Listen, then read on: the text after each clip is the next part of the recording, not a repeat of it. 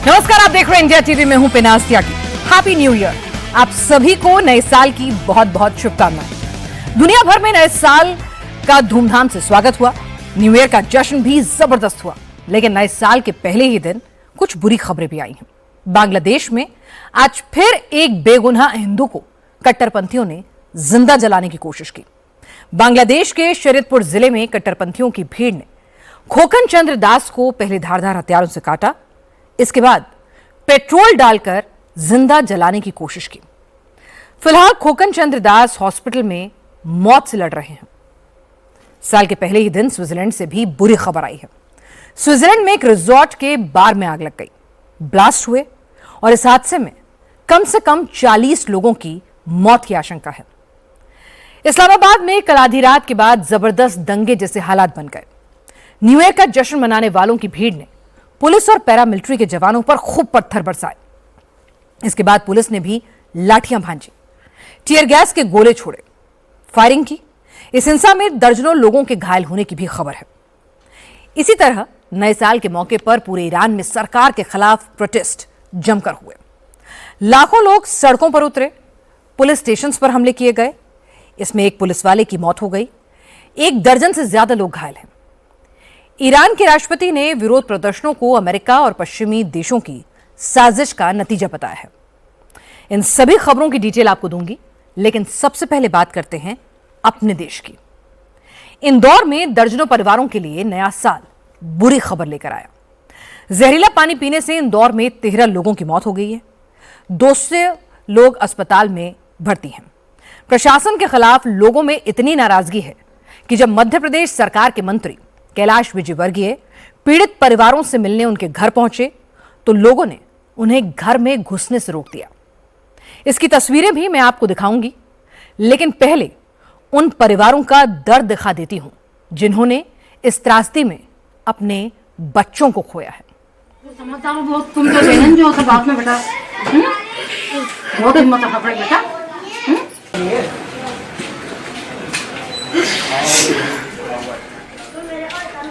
इंदौर के भागीरथपुरा इलाके में घर घर की यही तस्वीरें हैं। हर घर में मौत का मातम है। रोते बिलखते लोग हैं। जहरीला पानी पीने से किसी के बच्चे की मौत हो गई है, किसी की मां जहरीले पानी का शिकार हो गई है। किसी किसी के घर में परिवार के कई लोग अस्पताल में मौत से लड़ रहे हैं। लेकिन प्रशासन का दावा है कि इंदौर के भागीरथपुरा में जहरीले पानी की सप्लाई से सिर्फ 4 लोगों की मौत हुई है। हालांकि हैरानी की बात यह है कि इंदौर के बड़े बीजेपी नेता, इस इलाके के विधायक और मध्य प्रदेश सरकार के मंत्री कैलाश विजयवर्गीय का कहना है कि जहरीले पानी की सप्लाई से 9 लोगों की जान गई है। लेकिन मध्य प्रदेश के अध्यक्ष कांग्रेस के जीतू पटवारी ने दावा किया कि प्रशासन भी झूठ बोल रहा है, मंत्री भी मौत के आंकड़े छुपा रहे हैं। हकीकत यह है कि जहरीले पानी की सप्लाई से कम 13 लोगों की मौत हुई है। बहुत से केस ऐसे भी हैं जो रिपोर्ट ही नहीं हुए, जो लोग हॉस्पिटल नहीं पहुंच पाए, जिन लोगों ने घर में ही दम तोड़ दिया, उनकी तो कोई गिनती ही नहीं हुई है। भागीरथपुरा के लोग भी दावा कर रहे हैं कि जहरीले पानी से मरने वालों का आंकड़ा कहीं ज्यादा है, क्योंकि प्रशासन यह मानने को तैयार नहीं है कि जिन लोगों की घर में मौत हो गई वो जहरीले पानी की सप्लाई के कारण बीमार हुए थे। इसी तरह का एक मामला भी सामने आया। सुनील साहू और साधना साहू के 6 महीने के बच्चे की मौत हो गई। बच्चे को पहले लूज मोशन हुए, फिर उल्टियां हुई। डॉक्टर को दिखाया, डॉक्टर ने दवा भी दी, थोड़ा आराम हुआ, लेकिन दूसरे दिन रात में बच्चे की हालत बिगड़ गई और हॉस्पिटल पहुंचते पहुंचते उसने दम तोड़ दिया। साधना साहू का कहना है कि जहरीले पानी की वजह से पहले वो बीमार हुई, फिर उसका बेटा भी बीमार हो गया। लेकिन अब अफसर उल्टा पूछ रहे हैं कि बच्चा बीमार था तो हॉस्पिटल में भर्ती क्यों नहीं कराया। और ये मां अब रो रो कर पूछ रही है कि 10 साल की मन्नतों के बाद बेटा पैदा हुआ था, लेकिन जहरीले पानी ने उसके जिगर के टुकड़े को निगल लिया। अब वो किससे न्याय मांगे, किसे अपना दर्द बताए, अब कौन उसके बुढ़ापे का सहारा होगा। पानी दूषित पानी कारण चीनी से ही दूध बन रहा है सर, वो बच्चे तक जा रहा है, और अगर ऊपर कभी पिला रही तो उसमें भी जा रहा है सर। उसमें पानी मिला ही रहा था। जी सर, 2 ही बच्चे हुए ना, एक मेरी बेटी और एक बेटा जो शांत हो गया है, 10 साल के बाद हुआ है सर। अच्छा, ये ना सर, एक बुढ़ापे ये दादा दादी का सहारा, उनको खेलने कूदने का एक खिलौना था। इतने साल बाद इनका बेटा हुआ, कुछ थे कि चलो बड़े होकर कौन करेगा इनका सहारा, तो वही बनेगा ना। मेरा सहारा कौन है सर? मेरा बच्चा नहीं रहा सर। क्या हुआ था बच्चे को? उल्टी दस्त हुए थे सर। कब से हो रहा था ये उल्टी दस्त? शांत होने की 1-2 दिन पहले से ही हो रहा था। बच्चा बीमार था, डॉक्टर के पास लेके गए, कोई भी गोली दवाई देता है 2-3 दिन के लिए देता है, 2 दिन के लिए देता है। मैंने दिखाया, 1-2 दिन रहा हाँ, है ना। हाँ। फिर बच्चा नर्वस था, हम CHL अपोलो लेके गए, मेरी कंडीशन नहीं थी ले जाने लायक बच्चा, क्योंकि मैं घबरा चुकी थी। इसके दादा दादी इसके पापा लेके गए, लेकिन डॉक्टर ने उसको मृत घोषित कर दिया कि बच्चा नहीं है सर। साधना के पति सुनील साहू ने भी कहा कि उनके बेटे को जहरीले पानी ने मारा है। पहले बच्चे को उल्टी दस्त हुए, डॉक्टर भी दवा दी, उससे थोड़ा फायदा हुआ, लेकिन इन्फेक्शन ज्यादा था। हिम्मत नहीं हारना, तो समझदार हो बहुत तुम, तो देना जो सब बात में बेटा। बहुत हिम्मत। 2 दिन बाद रात को बच्चे को तेज बुखार आया, उल्टी हुई और फिर घर में ही बेटे की मौत हो गई। बालों को दस्त लगे हुए थे, बुखार आ रहा था, उसको डॉक्टर को हमने दिखाया था। चाइल्ड स्पेशलिस्ट डॉक्टर है, उन्होंने मेडिसिन लिख के दे दी थी, हम घर ले आए थे उसको। तो ये 26 तारीख को दिखाया था हमने। 2 दिन ठीक रहा बच्चा, मतलब ठीक है। अब दस्त लगे तो नर्वस तो होता ही है बच्चा थोड़ा, ये सोच के हमने ठीक है मंडे को दिखा देंगे। रात को अचानक एकदम उसको तेज बुखार आया, उल्टी हुई उसको, और वही घर पे हो गया वो, घर पे शांत हो गया था। क्योंकि भागीरथपुरा का इलाका इंदौर 1 असेंबली सीट का हिस्सा है, इस सीट से बीजेपी के सीनियर नेता कैलाश विजयवर्गीय विधायक हैं, इसलिए अब कैलाश विजयवर्गीय भी बाइक पर बैठकर पूरे दिन इलाके में घूम रहे हैं, घर घर जाकर लोगों का हाल पूछ रहे हैं। लेकिन कैलाश विजयवर्गीय को पब्लिक के गुस्से का सामना करना पड़ रहा है। लोगों की नाराजगी इस बात को लेकर है कि जब 6 महीने से गंदे पानी की सप्लाई की शिकायत की जा रही थी, उस वक्त ना तो प्रशासन ने कोई एक्शन लिया, न कैलाश विजयवर्गीय के कानों पर कोई जूं रेंगी, और अब लोगों की मौत हो रही है तो कैलाश विजयवर्गीय इलाके का दौरा करने लगे। आज कैलाश विजयवर्गीय जब भागीरथपुरा इलाके पहुंचे तो लोगों ने उनका विरोध शुरू कर दिया।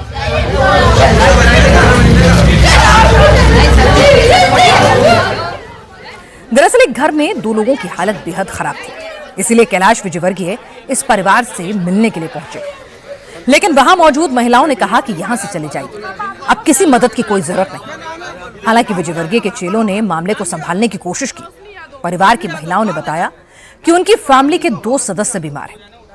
कल उन्हें मुख्यमंत्री के दौरे का हवाला देकर हॉस्पिटल में एडमिट करने से मना कर दिया गया, और आज हालत ज्यादा खराब हो गई तो फिर परिवार के लोग उन्हें हॉस्पिटल ले गए। हालांकि मामले की नजाकत को समझकर कैलाश विजयवर्गीय ने तुरंत हॉस्पिटल को फोन किया और दोनों मरीजों को एडमिट करने का निर्देश दिया।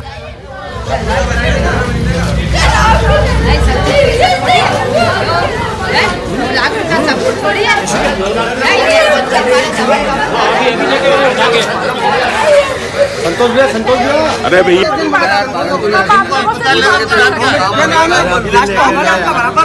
नाम क्या है? रोशनी यादव। कहाँ ले गए? अरविंदो। रोशनी यादव 2 जने उठा के ले गए।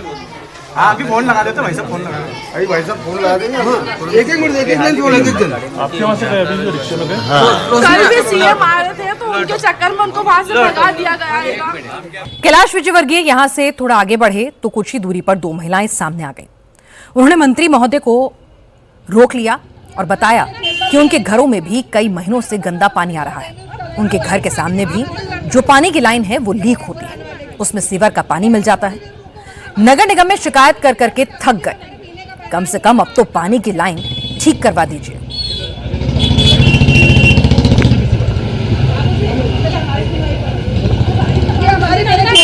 देखो आप नर्मदा का पानी वो डेंगू आप थोड़ी लगता है ये बोरासर आने वाले अरे आप थोड़ी देर रुको पानी की समस्या स्कूल की डेढ़ से पीने का पानी आप जब आके देखो आपने आज मंत्री जी को भी रोका था। रोका ना हमने तो चेम्बर का बताया कि देखो ये हम पानी पी रहे हैं, इतना दूषित पानी पिला के अब इतने जाने इतना ऐसा गंदा पानी पियेंगे तो मरेंगे नहीं। अब मरेंगे 4 बताएंगे, मरे 14 है मगर बता 4 रहे हैं तो क्या करेंगे फिर? अब बताओ ना। और वो पानी को कैसे पियेंगे हम, ये बताओ। पानी जहरीला है, जहरीला है पानी। हाँ, और अभी हम तो जब से ये चीज सुनी हम पानी नहीं पी रहे हैं वो। अब आप आक्रोश में नजर आ रहे हो, फिर क्या करें? अब आक्रोश में नजर नहीं आएंगे तो क्या करेंगे? यानी मंत्री जी को भी तो ये चीज आके देखना चाहिए गली में। हमने ये चेम्बर खोल के बताया, वो खुद देख के गए कि हाँ पानी कहाँ पे से कैसा जा रही है पीने का पानी। और जब जा बोलने के लिए हाँ ठीक है कर देंगे हमारी सुनवाई कुछ नहीं होती है। सुनवाई कुछ नहीं होती है। हाँ बस यही दिक्कत है, पानी से लोगों ने बीमार हो रहे और मौत हो रही है और क्या है जी, बस पानी सही करवाओ। नाराजगी है। हाँ तो है, क्यों नहीं? किसकी गलती है ये पार्षद की गलती है। पार्षद ना का विधायक, उनको ये सब चीज देखना था। साल डेढ़ साल से परेशान है हम लोगों को। अभी थोड़ी ये पानी और गंदा पानी आता, हम वहाँ पे बोलने जाते हैं कि गंदा पानी आ रहा है तो बोले हाँ वो ठीक है ना, बोले आ रहा है गंदा पानी तो कर देंगे ना, देख लेंगे ना। और जब पानी में कीड़े आ रहे हैं देखे तो पानी में और नीचे फिटकरी डाले तो पानी सब मटमेला पूरा गंदा, नीचे काई सारी का पानी जम जाता है। पानी में भरते हैं ना तो बारी बारी कीड़े दिखते रहेंगे, लाल कीड़े, लाल कीड़े। कौन जिम्मेदार है इसका? जो टंकी अब साफ हो रही है पहले का ध्यान रखे तो ये थोड़ी नौबत आती है। पहले साफ हो जाती तो अच्छा रहता। लेकिन यहाँ हर घर आप देख रहे हैं कि परेशान है। हर किसी की मौत हो, जब रास्ता देखते हैं कि मौत हो जाए तो जब वो आते हैं सब जने, तो ऐसे कोई नहीं आता है, देखने तक नहीं आते हैं। जब वोट चाहिए होगा तो आ जाएंगे हाथ जोड़ने बस, उसके बाद में कोई देखने नहीं आता। फिर हमको जाना पड़ता है 10 चक्कर। पानी भी गर्मी में टैंकर नहीं आते थे, हम लोग जाते हैं ना तो बस आधी दूर के टैंकर आएंगे, उसके इधर पानी नहीं आते और जिसके पहचान के तो उनके वो पूरा टैंकर ले जाता है बैठा बैठा के। बिना पानी के ही रहते हैं, दूसरे के घर से बोरिंग से पानी लाते, यहाँ तक पानी ही नहीं आता है। अभी जो पानी आ रहा है उसको कैसा है? वो पानी भरते ही नहीं है। जिन दिन से सुना उस दिन से पानी नहीं भरा है, दूसरे घर से पानी ला रहे हैं पीने के लिए। आपके घर से कितने लोग बीमार हैं? मेरी सासू माँ भी बीमार है और मैं भी बीमार थी, मेरा बच्चा बीमार था। हम लोग तो ठीक हो गए लेकिन सासू माँ भी नहीं ठीक हुई है। कैलाश विजयवर्गीय को लोगों की नाराजगी देखकर अपने इलाके की समस्याएं दिखने लगी। महिलाओं के विरोध के बाद वो उस जगह पहुंचे जहां पीने के पानी की लाइन में लीकेज की शिकायत थी। नगर निगम के ऑफिसर को बुलाया, तुरंत पानी की सप्लाई लाइन को ठीक कराने का निर्देश दिया। चेंज करा देंगे इसको, नहीं ऊपर से डाल देंगे तो ये उधर भी चेंबर में से गया है। हाँ ऊपर जाएंगे, आगे लेवल नहीं मिलता ना, आगे लेवल नहीं। हाँ उधर भी चेंबर में से गया है, ये ऊपर जाना पड़ेगा। समस्या है ना, इसको दिखवा ले भैया है, इसको पहले ये करा है ना, कर लिया डाल दिया। अभी कॉन्ट्रैक्टर बुला के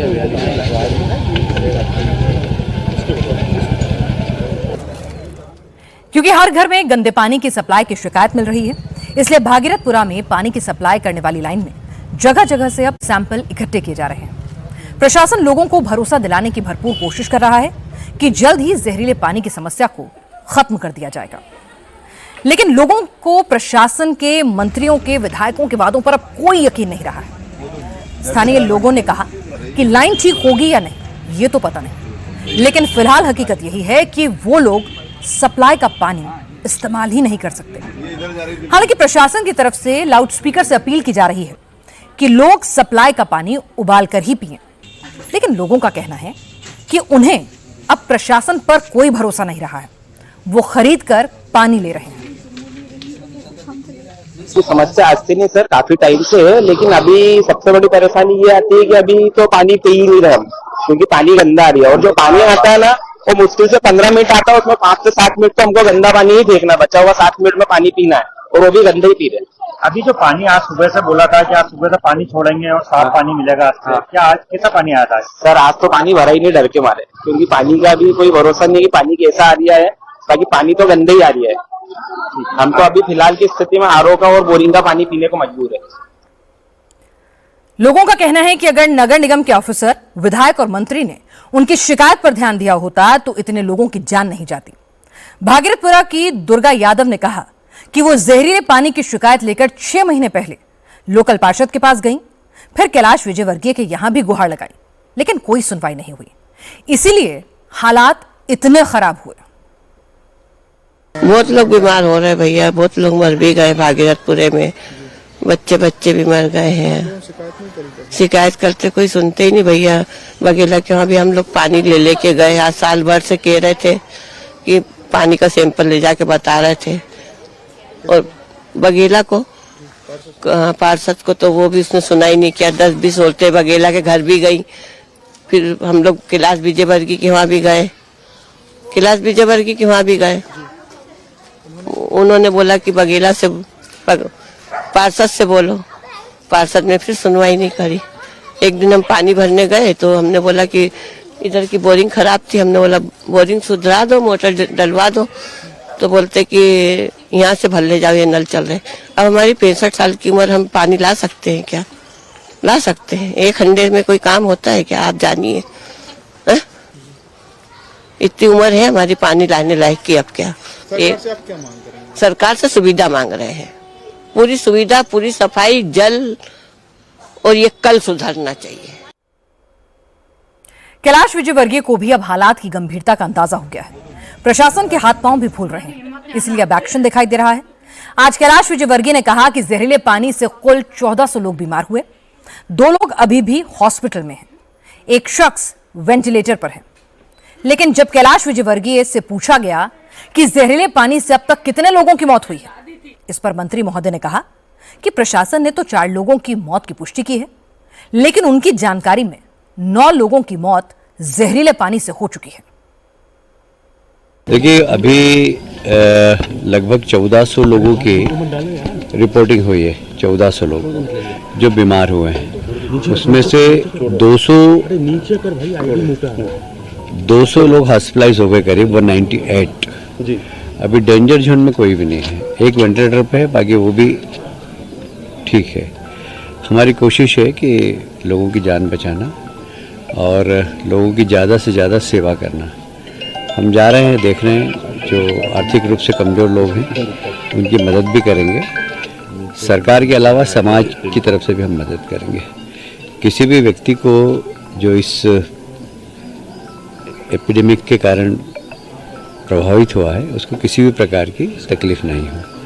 आज हमने उनकी भी सूची बना ली है जिन्होंने हॉस्पिटल के अंदर इलाज कराया और पेमेंट किया है, उनके भी हम सूची बना के उनको भी चेक हम आज शाम तक या कल सुबह तक बांट देंगे। डेथ को लेकर क्या है? क्योंकि बहुत देखिए, ऐसा है कि आधिकारिक रूप से जो मुझे जानकारी अधिकारियों ने दी है वो 4 दी है एपिडेमिक के कारण, पर यहाँ पर 9 की जानकारी आई है। हम देख लेंगे, अगर ऐसा हुआ तो 9 लोगों को भी मुख्यमंत्री की घोषणा के अनुसार हम राशि बांटेंगे। कैलाश विजयवर्गीय कह रहे हैं कि गंदे पानी के कारण 9 लोगों की जान चली गई, लेकिन मध्य प्रदेश कांग्रेस के अध्यक्ष जीतू पटवारी ने दावा किया कि सरकार जानबूझकर मरने वालों का आंकड़ा छिपा रही है। जहरीले पानी से कम 13 लोगों की मौत हो चुकी है। जीतू पटवारी ने कहा कि सवाल यह है कि अब तक किसी भी ऑफिसर के खिलाफ एक्शन क्यों नहीं हुआ। इस मामले में तो कम से कम मंत्री का इस्तीफा हो जाना चाहिए था। कैलाश विजयवर्गीय की मंत्रिमंडल से बर्खास्तगी होनी चाहिए। इंदौर शहर ने मध्य प्रदेश में भारतीय जनता पार्टी को लगातार सांसद दिया, लगातार 9 विधायक दिए, नगर निगम दी, पर इंदौर को उन्होंने पानी में जहर दिया।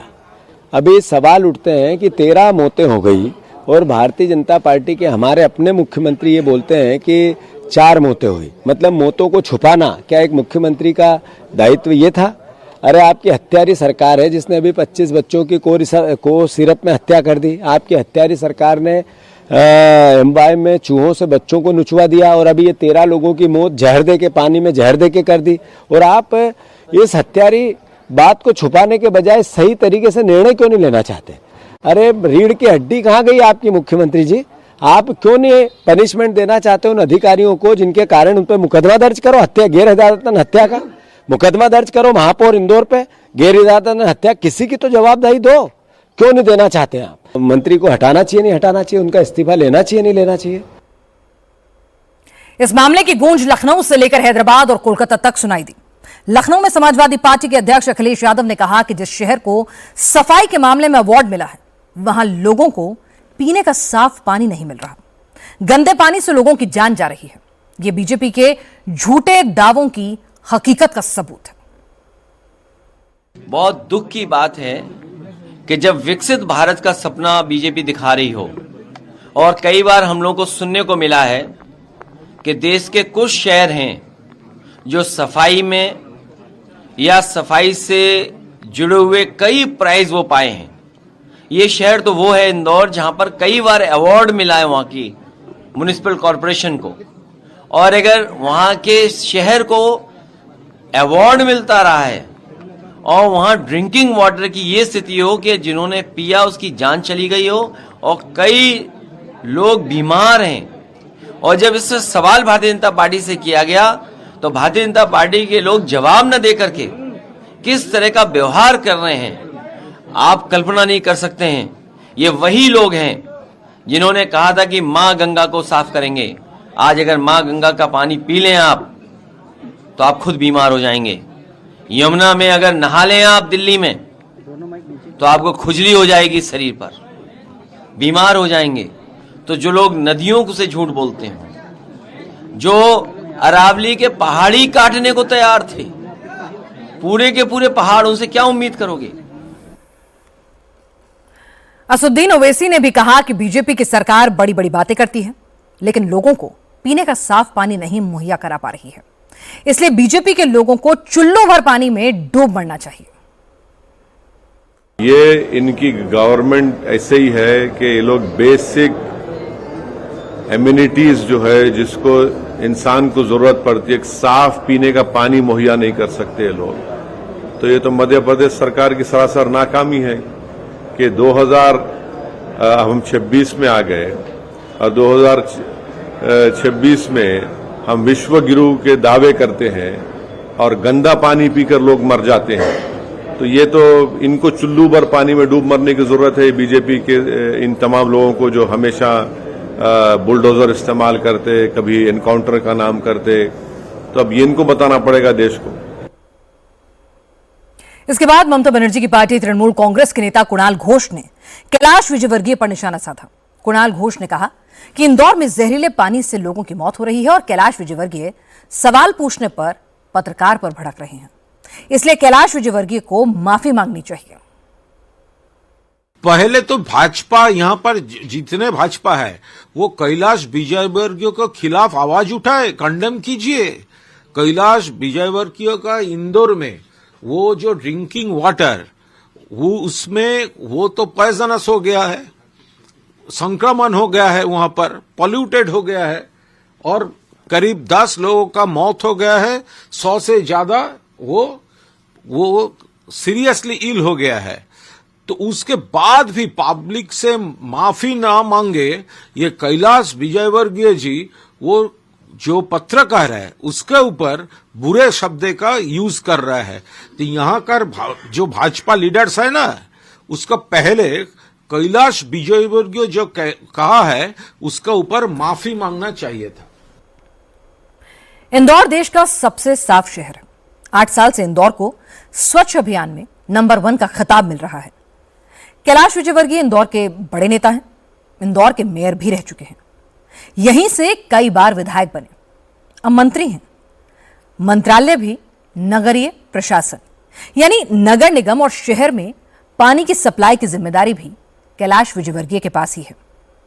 अगर कैलाश विजयवर्गीय अपने ही शहर में, अपने ही इलाके में साफ पानी का इंतजाम नहीं कर सकते तो वो पूरे प्रदेश की जिम्मेदारी कैसे संभालेंगे।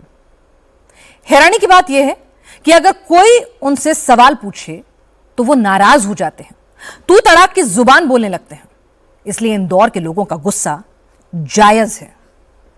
नोट करने वाली बात यह भी है कि मुख्यमंत्री मोहन यादव खुद इंदौर के प्रभारी मंत्री हैं, इसलिए जिम्मेदारी मुख्यमंत्री की भी बनती है। मोहन यादव कल खुद इंदौर पहुंचे थे, जहरीले पानी का शिकार हुए लोगों से मुलाकात भी की, उनके इलाज का इंतजाम भी किया। यह अच्छी बात है, लेकिन अब उन्हें उन ऑफिसर्स के खिलाफ भी एक्शन लेना चाहिए जो बार बार शिकायत मिलने के बाद भी लोगों की मौत का इंतजार कर रहे थे। उम्मीद करनी चाहिए ऐसे ऑफिसर्स के खिलाफ एक्शन होगा और कैलाश विजयवर्गीय की जिम्मेदारी भी तय की जाएगी। आगे बढ़ते हैं।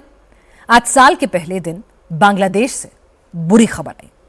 बांग्लादेश में एक और हिंदू को जिंदा जलाने की कोशिश की गई।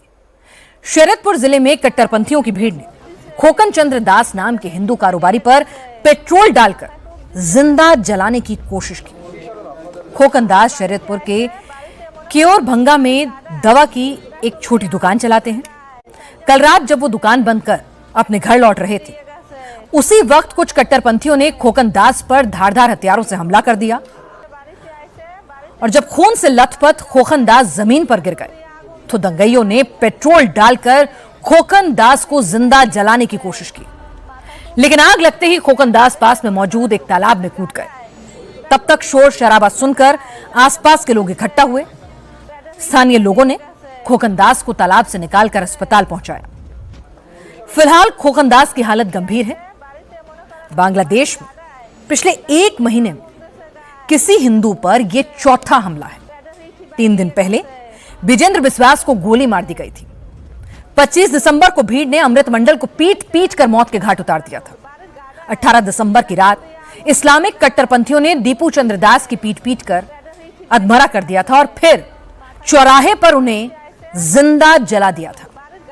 बांग्लादेश में हिंदुओं पर हमलों की शुरुआत 18 दिसंबर को इस्लामिक कट्टरपंथी नेता उस्मान हादी को मौत के बाद हुई। उस्मान हादी की हत्या का आरोप फैजल करीम मसूद नाम के एक शख्स पर लगा। उस्मान हादी के सपोर्टर्स ने दावा किया है कि फैसल करीम भारत में छुपा है। फिर बांग्लादेश पुलिस ने भी कह दिया कि हादी के हत्यारे भारत भाग गए हैं। लेकिन कल ही फैसल करीम ने एक वीडियो जारी कर दावा किया कि वो दुबई में मौजूद है और उसका उस्मान हादी की हत्या में कोई रोल नहीं है। इसके बाद फैजल करीम ने एक और वीडियो जारी किया और दावा किया कि उस्मान हादी की हत्या के लिए जमात इस्लामी के कट्टरपंथियों का हाथ है।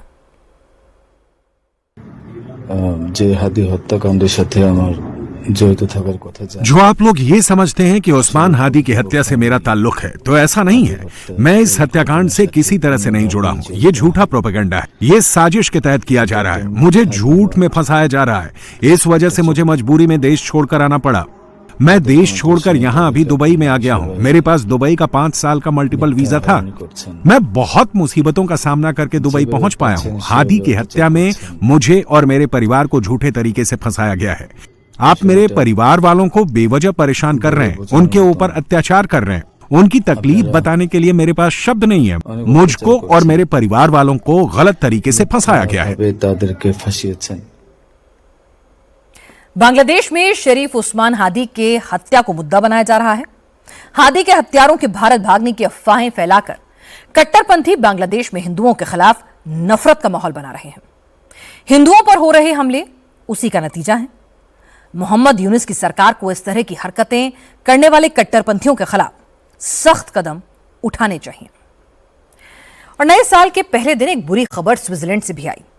स्विट्जरलैंड में नए साल का जश्न मातम में तब्दील हो गया। स्विट्जरलैंड के एक रिजॉर्ट में न्यू ईयर सेलिब्रेशन के दौरान भयंकर आग लग गई। इस आग में जलकर 40 से ज्यादा लोगों के मारे जाने की आशंका है, जबकि 100 से ज्यादा जख्मी हुए। यह दर्दनाक घटना स्विट्जरलैंड के फ्रांस मोंटाना रिजॉर्ट में हुई है। रिजॉर्ट के बार में न्यू ईयर की पार्टी चल रही थी। बड़ी तादाद में लोग जमा थे। लोग जब न्यू ईयर के जश्न में डूबे थे, ठीक उसी वक्त अचानक से बार में आग लग गई। कुछ ही सेकंड्स के भीतर ब्लास्ट भी हुए। क्योंकि बार में बड़ी तादाद में अल्कोहल था, इसलिए आग और ज्यादा तेजी से फैली। शराब की बोतलें धमाके के साथ फूटने लगी। बॉटल्स के कांच के टुकड़े तीर की तरह आसपास मौजूद लोगों को चुभे। दर्जनों लोग बुरी तरह से जख्मी हो गए। भगदड़ मच गई। भीड़ ज्यादा थी। बार से बाहर निकलने का रास्ता सिर्फ एक ही था, इसलिए बहुत सारे लोग बाहर ही नहीं निकल सके और बार के अंदर ही जलकर उनकी दर्दनाक मौत हो गई। हालांकि घटना की खबर मिलने के कुछ ही मिनटों के भीतर फायर टेंडर मौके पर पहुंचे। फायर सर्विस के हेलीकॉप्टर भी पहुंचे। पूरे इलाके में हेलीकॉप्टर से पानी की बौछार की गई। इसके बाद आग कुछ काबू में आई। इटली से भी रेस्क्यू एंड रिलीफ की टीमें बुलाई गई। आसपास के शहरों से एम्बुलेंस मंगाई गई और घायलों को बाहर निकाला गया। अभी तक स्विस अधिकारियों ने ऑफिशियली मरने वालों का कोई आंकड़ा रिलीज नहीं किया है, लेकिन मौके पर मौजूद लोगों ने दावा किया है कि इस हादसे में कम से कम 40 लोगों की मौत हुई है और 100 से ज्यादा लोग बुरी तरह से घायल हैं। इसलिए अभी मरने वालों की संख्या और बढ़ने की आशंका है। स्विट्जरलैंड के एल्प्स माउंटेन रेंज में बहुत से स्की रिजॉर्ट मौजूद हैं। यहां दुनिया भर से लोग नए साल का जश्न मनाने पहुंचते हैं। इसलिए आशंका यह है कि हादसे में जान गंवाने वालों में कई दूसरे देशों के नागरिक भी शामिल हो सकते हैं, क्योंकि भयानक हादसे में कई डेड बॉडीज बुरी तरह से जल चुकी हैं। इसलिए उनकी पहचान मुश्किल हो रही है। स्विट्जरलैंड में जिस क्रांस मोंटाना रिजॉर्ट में आग लगी है, वो स्विस एल्प्स के बेहद पसंदीदा रिजॉर्ट्स में से एक माना जाता है। शुरुआत में ऐसी खबरें आई थी कि क्रांस मोंटाना के स्विस रिजॉर्ट पर हमला हुआ और फिर धमाका किया गया, जिसके बाद बार में आग लग गई। लेकिन स्विट्जरलैंड की पुलिस ने ऐसी तमाम अटकलों को गलत करार दिया और कहा कि हादसे की वजह बताने में जांच एजेंसियों को अभी वक्त लगेगा। Cette nuit, vers 1h30 du matin, un appel est parvenu à la centrale. कल आधी रात के बाद करीब 1:30 बजे वलाई कैंटोन की पुलिस के डिस्पैच सेंटर को एक कॉल आई थी, जिसमें बताया गया था कि क्रांस स्टेशन के बीचों बीच एक बार से धुआं निकल रहा है। हमने फौरन रेड अलर्ट जारी किया, जिसके बाद इस इलाके के सभी फायर स्टेशन एक्टिव हो गए। पुलिस वाले मौके पर पहुंचने लगे और हेल्थ वर्कर्स भी तुरंत मौके के लिए रवाना हो गए ताकि वहां लोगों को मदद कर सके। हमने अब तक जो गिनती की है, उनके हिसाब से बदकिस्मती से इस हादसे में कई दर्जन लोग मारे गए हैं और 100 से ज्यादा जख्मी हैं। जहां तक किसी हमले की वजह से धमाका होने और फिर आग लगने की अटकलें चल रही हैं, तो हम ये कह सकते हैं कि इसकी आशंका न के बराबर है। अब यह हादसा क्यों और कैसे हुआ, इस बारे में अभी कुछ बता पाना जल्दबाजी होगी। उधर ईरान में नए साल का स्वागत विरोध प्रदर्शन के साथ हुआ। वैसे तो ईरान में हुकूमत के खिलाफ नौजवानों का विरोध प्रदर्शन पिछले 4 दिनों से जारी है, लेकिन आज साल के पहले दिन तेहरान से लेकर ईरान के दूसरे शहरों में भी लाखों लोगों की भीड़ एक साथ सड़कों पर उतरी। ईरान की राजधानी तेहरान के अलावा इस्फहान, यजद, कुहद्स, जंजन, फासा शहरों में भी हजारों लोगों ने सड़कों पर उतरकर ईरान की हुकूमत के खिलाफ अपना विरोध जताया। ईरान में लोग लगातार बढ़ती महंगाई, बेरोजगारी और इकोनॉमी की खस्ता हाल के खिलाफ प्रोटेस्ट कर रहे हैं। अमेरिका और पश्चिमी देशों ने ईरान के खिलाफ तमाम तरह की पाबंदियां लगा रखी हैं और इसका असर अब ईरान की अर्थव्यवस्था पर दिखने लगा है। लोगों को नौकरी नहीं मिल पा रही, कमाई के साधन खत्म हो रहे हैं, महंगाई दूसरी तरफ बढ़ती चली जा रही है और हालात ये हैं कि लोगों के पास अब खाने का सामान खरीदने के पैसे भी नहीं बचे हैं और इसीलिए अब ईरान की आक्रोशित जनता सड़कों पर है। कई इलाकों में प्रदर्शनकारियों और पुलिस के बीच झड़प की भी खबरें हैं। कोहदस शहर में भीड़ ने पुलिस के जवानों पर हमला कर दिया। हमले में एक पुलिस वाले की मौत हो गई, जबकि 10 से ज्यादा घायल हो गए हैं। इसी तरह ईरान के दक्षिणी सूबे फार्स के फासा शहर में नाराज लोगों ने गवर्नर के दफ्तर पर ही अटैक कर दिया, जिससे गवर्नर ऑफिस को काफी नुकसान पहुंचा है। भीड़ को गवर्नर ऑफिस के भीतर घुसने से रोकने के लिए सुरक्षा बलों को गोली भी चलानी पड़ी, जिसमें कई प्रदर्शनकारियों के मारे जाने की आशंका है। इससे लोगों की नाराजगी और ज्यादा बढ़ गई। हालांकि ईरान की सरकार दावा कर रही है कि पुलिस ने आत्मरक्षा में फायरिंग की थी, लेकिन पुलिस फायरिंग में किसी प्रदर्शनकारी की मौत नहीं हुई है। ईरान में विरोध प्रदर्शनों का सिलसिला 4 दिन पहले राजधानी तेहरान से शुरू हुआ था। सबसे पहले तेहरान के कारोबारियों ने बिजनेस की खराब होती हालत को देखते हुए इसके खिलाफ प्रोटेस्ट मार्च निकाला था।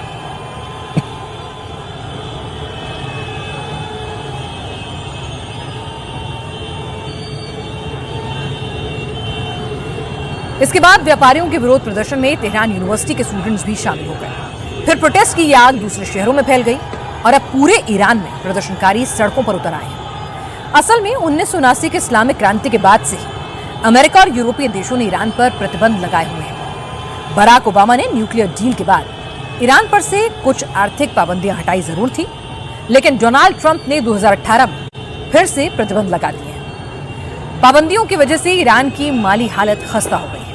इसी साल जून में ईरान और इजराइल के बीच 12 दिनों तक युद्ध चला था। आखिरी दिन अमेरिका ने भी ईरान के एटमी ठिकानों पर बमबारी की थी। उसके बाद ईरान ने न्यूक्लियर सेक्टर में इंटरनेशनल संगठनों के साथ सहयोग बंद कर दिया था। इसके बाद अमेरिका और यूरोपीय देशों ने ईरान पर कई नए सैंक्शंस लगा दिए हैं। इसी वजह से ईरान की करेंसी रियाल की कीमत बहुत ज्यादा गिर गई है। जो अमेरिकी डॉलर 1 साल पहले करीब 8 लाख रियाल में मिल रहा था, वो अब लगभग 15 लाख रियाल का हो चुका है। महंगाई आसमान छू रही है। ईरान में इस वक्त महंगाई की दर 50% है।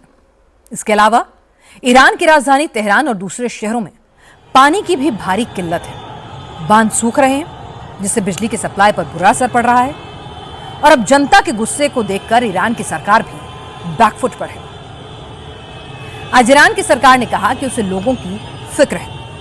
सरकार प्रदर्शनकारियों की बात सुन रही है और जनता के मसलों को जल्द से जल्द सुलझाने की कोशिश कर रही है।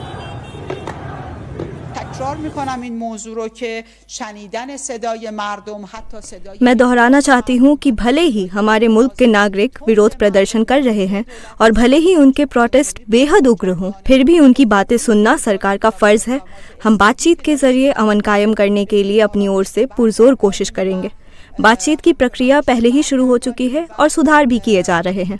राष्ट्रपति ने हुक्म दिया है कि बातचीत का माहौल बनाया जाना चाहिए और इंशाअल्लाह हम बहुत जल्द समाज और अर्थव्यवस्था में स्थिरता कायम होते देखेंगे। ईरान में इससे पहले 2022 और 2023 में भी जबरदस्त विरोध प्रदर्शन हुए थे, लेकिन तब सरकार ने ताकत का इस्तेमाल करके लोगों की आवाज को दबा दिया था। लेकिन अब हालात सरकार के हाथ से निकल रहे हैं। आज ईरान के राष्ट्रपति मसूद पेजेश्कियान ने मान लिया कि देश की माली हालत सुधारना अब उनके बस की बात नहीं रह गई है। वो कोई चमत्कार नहीं कर सकते। राष्ट्रपति ने कहा कि ईरान के लोगों को जमीनी हकीकत मालूम है, लेकिन कुछ ताकतें ईरान के दुश्मन मुल्कों की साजिश में साथ दे रही हैं। यह विरोध प्रदर्शन उन्हीं साजिशों का हिस्सा है। ईरान के प्रेसिडेंट ने कहा कि जो हो रहा है अमेरिका के इशारे पर हो रहा है। अमेरिका जैसे देश ईरान को लगातार कमजोर करने की कोशिश कर रहे हैं, लेकिन ईरान किसी के आगे झुकने वाला मुल्क नहीं है। ईरान के राष्ट्रपति ने कहा कि ईरान इस वक्त फुल स्केल वॉर लड़ रहा है, इसलिए देश के लोगों को एकजुट रहने की जरूरत है।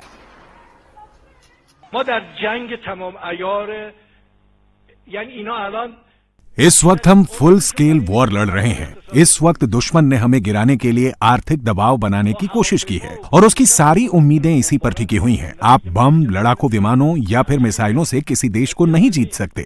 हमको हराने के लिए उनको यहाँ आना होगा और जमीन पर हमसे मुकाबला करना होगा। और अगर दुश्मन इस मुल्क का जंग के मैदान में सामना करेगा, तो अगर हम मजबूत इरादों और एकजुटता के साथ मिलकर काम करने और अपने देश को प्राउड बनाने के लिए मुत्ताहिद रहेंगे, तो उनके लिए ईरान को घुटनों पर ला पाना नामुमकिन होगा। हालांकि ऐसा भी नहीं है कि नए साल में सब कुछ बुरा ही बुरा हुआ हो। कुछ अच्छी खबरें और अच्छी तस्वीरें भी आईं। आज रेल मंत्री अश्विनी वैष्णव ने ऐलान किया कि देश की पहली स्लीपर वंदे भारत ट्रेन कोलकाता और गुवाहाटी के बीच चलेगी। प्रधानमंत्री नरेंद्र मोदी इसी महीने पहली स्लीपर वंदे भारत का उद्घाटन करेंगे। अश्विनी वैष्णव ने बताया कि स्लीपर वंदे भारत में 16 कोच होंगे, जिनमें से 11 coach third AC, 4 second AC और 1 कोच फर्स्ट एसी का होगा। कोलकाता से गुवाहाटी के लिए थर्ड एसी का किराया 2300 रुपए, सेकेंड एसी का 3000 और फर्स्ट एसी का 3600 रुपए होगा। 130 किलोमीटर प्रति घंटे की रफ्तार से चलने वाली इस ट्रेन में 823 यात्री सफर कर सकेंगे। ट्रेन के एक्सटीरियर और इंटीरियर में भी कई बदलाव किए गए हैं। कोच इस तरह से डिजाइन किए गए हैं जिनमें दिव्यांग और बुजुर्ग लोग अपनी सीट तक व्हील चेयर से जा सकें। रेलवे मिनिस्टर अश्विनी वैष्णव ने कहा कि स्लीपर वंदे भारत का एक वीडियो भी शेयर किया गया। इस वीडियो में ट्रेन करीब 180 किलोमीटर प्रति घंटे की स्पीड से चल रही है, लेकिन ग्लास में रखा हुआ पानी नहीं गिर रहा है। देखो आप इसके एर्गोनॉमिक डिजाइन के इंटीरियर्स, ये आप लैडर्स का एक और फोटो आएगा। लैडर्स देखो किस तरह से डिजाइन की गई है और हर जगह सेफ्टी और सिक्योरिटी के लिए स्पेशल पैरामीटर्स रखे गए हैं डिजाइन में, जिससे कि बाई चांस कोई थोड़ा सा पलट के गिरने की भी संभावना हो, वो भी खत्म हो जाए। हर एक चीज का एक नए तरीके से ध्यान रखा गया है। चार्जिंग पॉइंट्स वगैरह वगैरह, ये एर्गोनॉमिक लैडर के पॉइंट ऑफ व्यू से ये फोटो देखने लायक है। यहाँ पे लैडर बहुत अलग तरीके की है और लैडर को सपोर्ट देने के लिए चढ़ने के टाइम में सपोर्ट चाहिए होता है, तो वो सपोर्ट देने के लिए यहाँ पे ये एक हैंडल स्पेशल किया गया है। जब आप ट्रेन को देखेंगे तो उसमें आप एक्चुअल में फील करेंगे ये डिफरेंस। स्पेशल अरेंजमेंट दिव्यांग जनों के लिए बहुत स्पेशल अरेंजमेंट्स किए गए हैं, जिससे कि व्हील चेयर के साथ ही अंदर आके इसमें बैठ सके और अपनी ट्रैवल कर सके। पैसेंजर इंफॉर्मेशन सिस्टम अब स्टैंडर्ड बना दिया है वंदे भारत सीरीज में।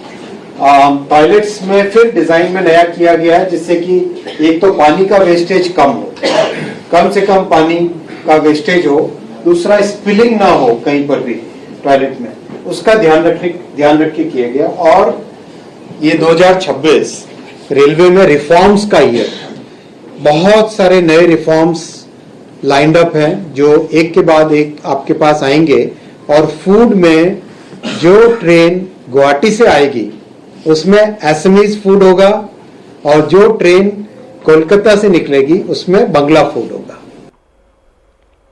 अश्विनी वैष्णव ने भारतीय रेल की छवि को सुधारा है, ट्रेन में बेहतर फैसिलिटीज मुहैया कराई हैं, गतिमान वंदे भारत जैसी सुपरफास्ट ट्रेन भी चलाई हैं। अब स्लीपर वंदे भारत भी चलेगी, ये अच्छी खबर है। और अश्विनी वैष्णव ने बताया कि इस साल के आखिर तक ऐसी 12 वंदे भारत ट्रेन ट्रैक पर दौड़ेंगी। और अब बात बीएमसी चुनाव की करते हैं। नामांकन प्रक्रिया खत्म होने के साथ ही अब सभी पार्टियां चुनाव प्रचार की तैयारियों में जुट गई हैं। महायुति की पहली संयुक्त सभा 3 जनवरी को वर्ली डोम में होनी है। इस रैली में मुख्यमंत्री देवेंद्र फडणवीस, उप मुख्यमंत्री एकनाथ शिंदे समेत महायुति के ज्यादातर बड़े नेता मौजूद रहेंगे। दूसरी तरफ उद्धव ठाकरे और राज ठाकरे की पहली ज्वाइंट रैली शिवाजी पार्क में 5 जनवरी को होगी। आज उद्धव ठाकरे की पार्टी ने ऐलान किया कि मुंबई में ठाकरे बंधुओं की 3 संयुक्त सभाएं होंगी। मुंबई के अलावा कल्याण, डोंबिवली और मीरा भयंदर में भी उद्धव और राज की ज्वाइंट रैलियां होंगी। आज सभी पार्टियों के नेता कैंपेन की रणनीति बनाने में जुटे रहे। उद्धव ठाकरे ने राज ठाकरे के घर जाकर कैंपेन के इश्यूज पर बात की, लेकिन महाराष्ट्र में सबसे ज्यादा चर्चा हुई नाना पटोले के बयान की। असल में महाराष्ट्र कांग्रेस के पूर्व अध्यक्ष नाना पटोले ने राहुल गांधी की तुलना भगवान राम से कर दी। उन्होंने कहा कि जिस तरह प्रभु राम ने वंचितों शोषितों की लड़ाई लड़ी, वैसे ही राहुल गांधी भी लड़ रहे हैं। देखो, भगवान से राम का काम हमारे नेता राहुल जी कर रहे हैं, क्योंकि भगवान श्री राम का काम ही था शोषित, वंचित, पीड़ित लोगों को न्याय दिलाना था। और पूरे देश में घूमकर हमारे नेता वही काम जो भगवान श्री राम का था वही कर रहे हैं। मंदिर में जाके फोटो सेशन करने से ज्यादा शोषित पीड़ितों की सेवा करना, ये राहुल जी को ज्यादा अच्छा लगता है, जो भगवान श्री राम का काम था। जब वो अयोध्या दौरे जाएंगे, वहां दर्शन करेंगे रामलला का, क्योंकि आपको पता है कि राजू जी ने ही खुद रामलला का जो बंद किया हुआ ताला था वो खुलने का काम सिर्फ राजू जी ने किया था। तो मुझे लगता है कि ये फोटो सेशन करने वाले जो लोग हैं वहां जाके, उनके पास भगवान श्री राम, क्योंकि उनके साथ भगवान श्री राम रहे नहीं, क्योंकि वो अयोध्या का ही सांसद हमारे इंडिया अलायंस का है। तो दिखावा करना राहुल जी को अच्छा लगता नहीं। भगवान श्री राम का काम राहुल जी देश में कर रहे हैं। महायुति के नेताओं ने नाना पटोले के इस बयान को पकड़ लिया है। एकनाथ शिंदे की शिवसेना के नेता संजय निरुपम ने कहा कि नाना पटोले ने राहुल गांधी की तुलना भगवान राम से कर शर्मनाक हरकत की है। इसे मुंबई के सनातनी लोग कभी माफ नहीं करेंगे। ये कांग्रेस ही है जिसने राम के अस्तित्व के खिलाफ, अस्तित्व पर सवाल पैदा कर दिया था। ये कांग्रेस है जिसने हमेशा भगवान राम के खिलाफ ही अपनी एक भूमिका रखी। और ऐसे लोगों को राम से तुलना करना ये कुछ अतिरंजना है। और मैं कहूंगा कि ऐसे लोगों की तुलना राम के बजाय रावण से होनी चाहिए, क्योंकि भगवान राम के जो मूल्य हैं, जो आदर्श हैं, उसका पालन कांग्रेस पार्टी नहीं करती है। उनको तो शरिया कानून का पालन करने में ज्यादा रुचि है। जो शरिया कानून का पालन करने वाले लोग हैं, जो देश के जिहादियों के साथ कंधे से कंधे मिला के चलने वाले लोग हैं, कम से कम राम का नाम बदनाम न करें। धर्माचार्यों ने भी नाना पटोले के बयान की निंदा की है। जगत गुरु स्वामी रामभद्राचार्य ने कहा कि किसी भी इंसान की तुलना भगवान राम से करना मूर्खता है। आचार्य धीरेन्द्र शास्त्री ने कांग्रेस के नेताओं को संभलकर बोलने की सलाह दी। भगवान से नाना पटोले जैसे नेताओं को सद्बुद्धि देने की प्रार्थना भी की। जब विवाद बढ़ा तो नाना पटोले ने सफाई भी दी।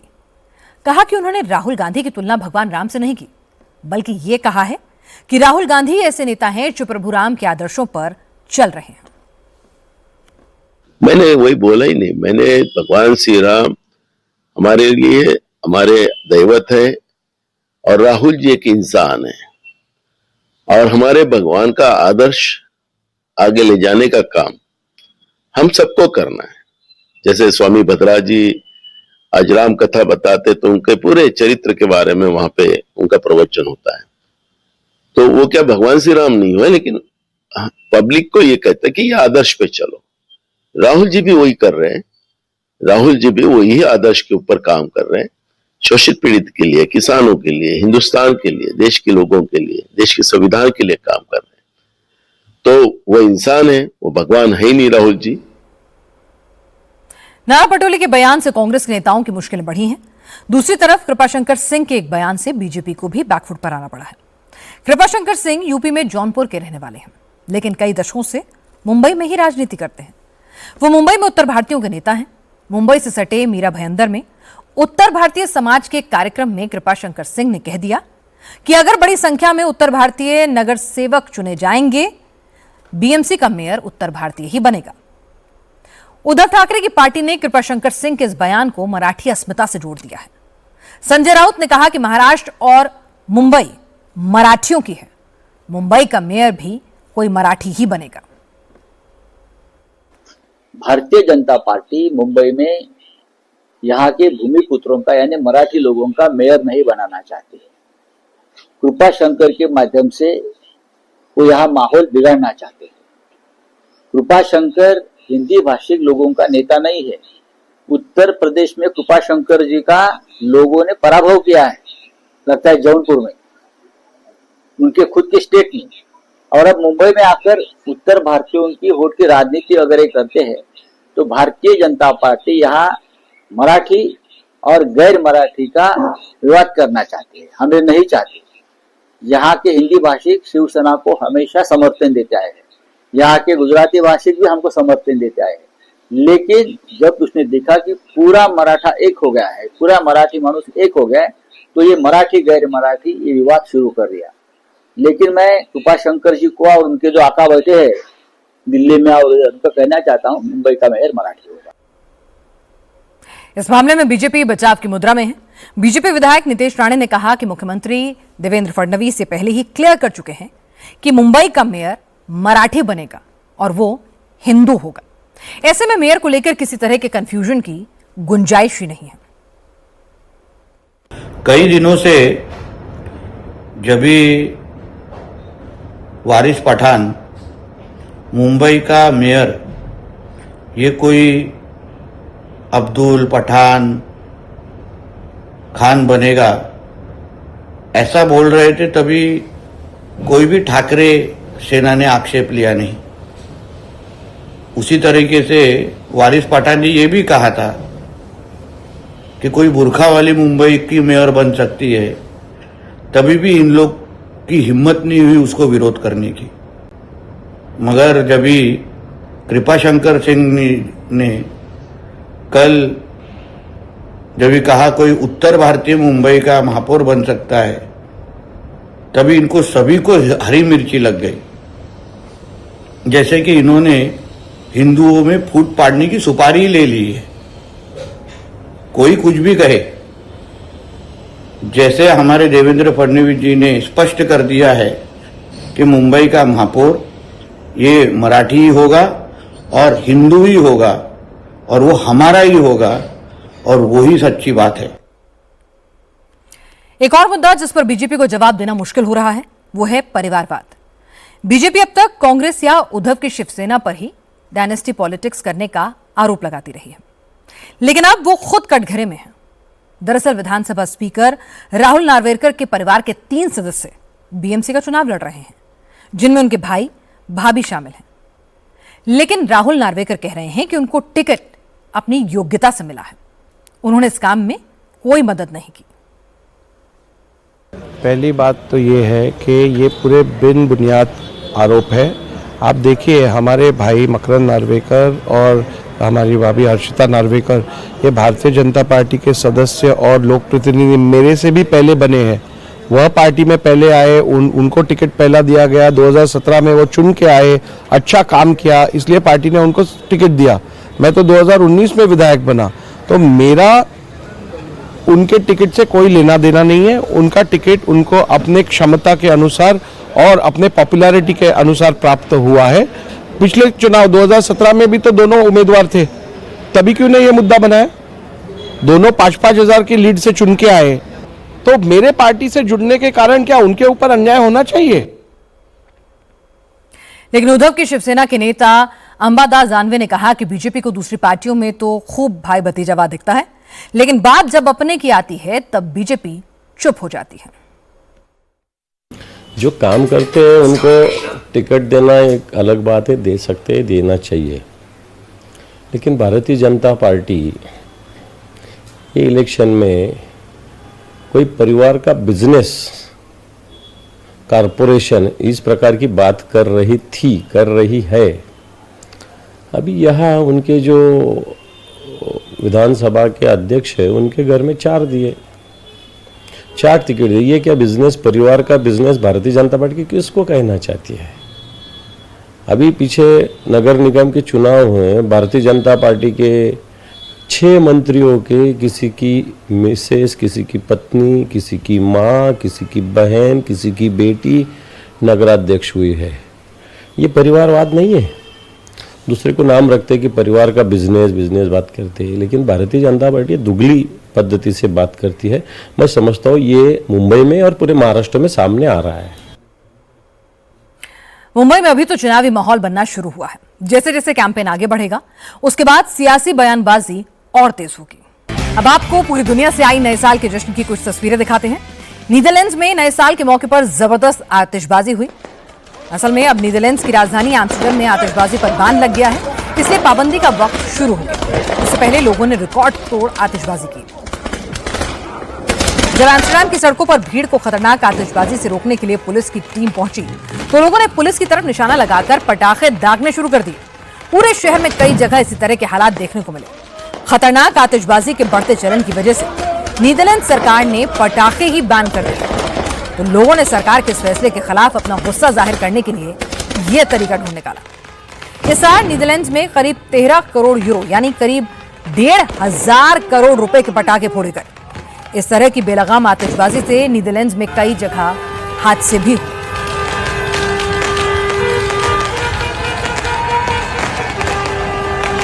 उधर चीन में भी नए साल का जोरदार स्वागत किया गया। साउथ वेस्ट चीन के चोंगचिंग शहर में नए साल पर आतिशबाजी का सबसे खूबसूरत मंजर दिखा। चोंगचिंग में पुराने साल की विदाई और नए साल की आमद के काउंटडाउन के साथ ही जो आतिशबाजी की गई वो इससे पहले चीन में कभी देखने को नहीं मिली। चोंगचिंग के जिफांगबेई स्क्वायर पर लाखों लोग न्यू ईयर सेलिब्रेशन के लिए जुटे थे। नए साल के मौके पर लखनऊ में दरोगा ने जमकर हंगामा किया। असल में पुलिस ने नए साल के जश्न पर जुटने वाली भीड़ को देखते हुए हजरतगंज में ट्रैफिक डाइवर्ट किया था। बैरिकेड्स लगाए गए थे, लेकिन उसी वक्त नशे में धुत दरोगा अमित जायसवाल वहां पहुंच गया। पुलिस से अपनी गाड़ी को आगे जाने की जिद करने लगा। इसके बाद दरोगा ने कार बैरिकेडिंग पर ही चढ़ा दी। रोकने की कोशिश कर रहे सब इंस्पेक्टर पर भी दरोगा अमित जायसवाल ने कार चढ़ाने की कोशिश की। इतना ही नहीं, थोड़ी देर बाद जब डीसीपी ट्रैफिक कमलेश दीक्षित वहां आए तो ये दरोगा उनसे भी भिड़ गया। हालांकि बाद में उसे हवालात भेज दिया गया। अमित जायसवाल की कार से पुलिस को शराब की बोतलें भी मिली।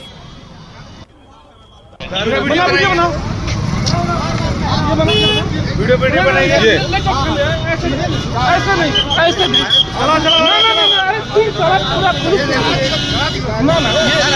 ये कोई बात